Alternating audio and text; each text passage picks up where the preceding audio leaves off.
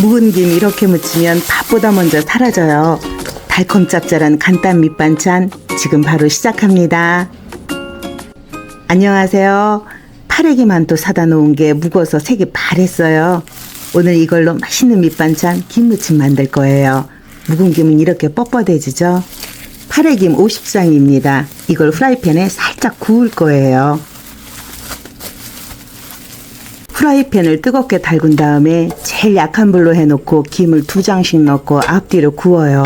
주걱 2개로 서너 번 쓱쓱 문지르면 판판하게 펴집니다. 바삭바삭해지죠. 파래김이라 팔이 있는 곳이 파래졌어요. 굽다 보면 프라이팬이 엄청 뜨거워지는데 이러면 불을 한 번씩 껐다가 살짝 식은 후 다시 켜야 해요. 계속 뜨거워지기 때문에 자칫하면 김이 타거든요. 하다 보면 속도도 빨라져요. 주걱으로 쓱쓱 문지른 다음 바로 뒤집어서 다시 쓱쓱 문지르면 돼요. 3장씩 놓고 해도 되더라고요. 이런 건 할 때 많이 해놔야 며칠 든든하지요.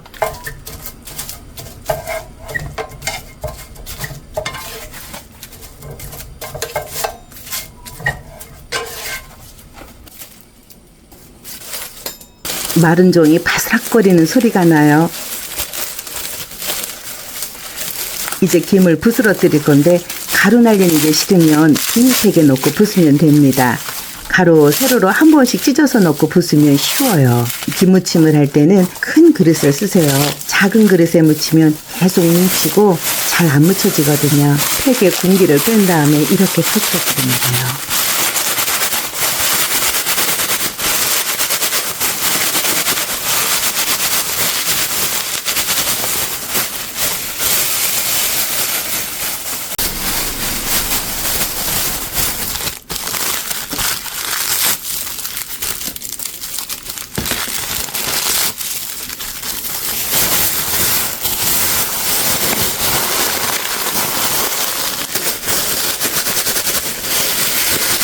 이게 양이 많아 보여도 양념 넣어 묻혀놓고 나면 얼마 안 돼요. 만들 때 넉넉하게 만들어도 금방 먹어요.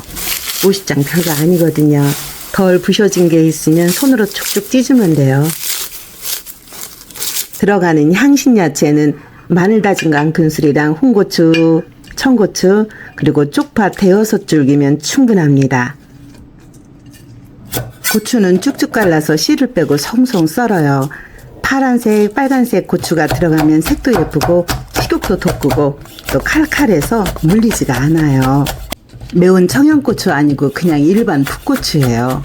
저 어릴 때는 멸치랑 김이 제일 쌌는데 요즘은 멸치랑 김 엄청 비싸졌어요.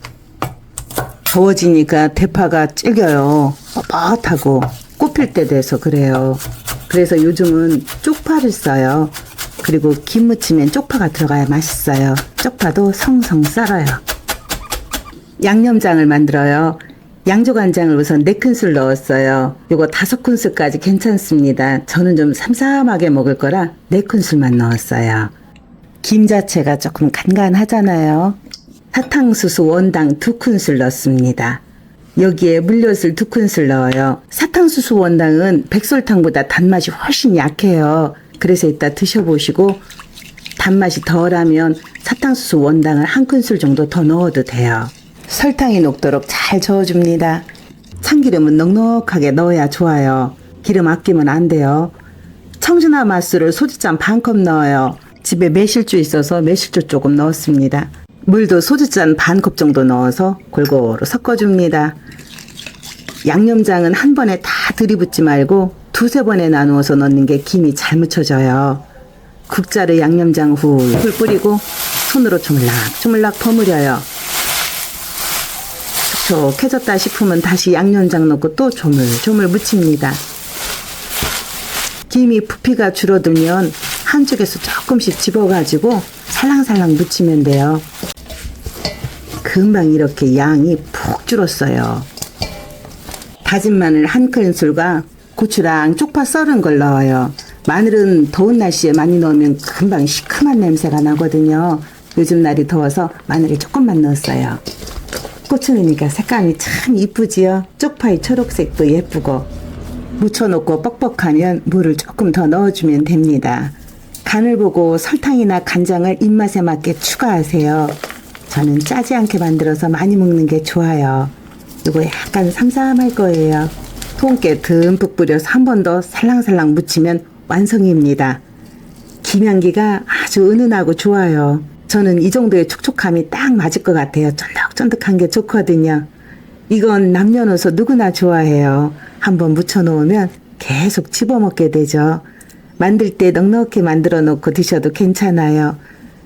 만든 당일보다 다음 날이 더 맛있어요.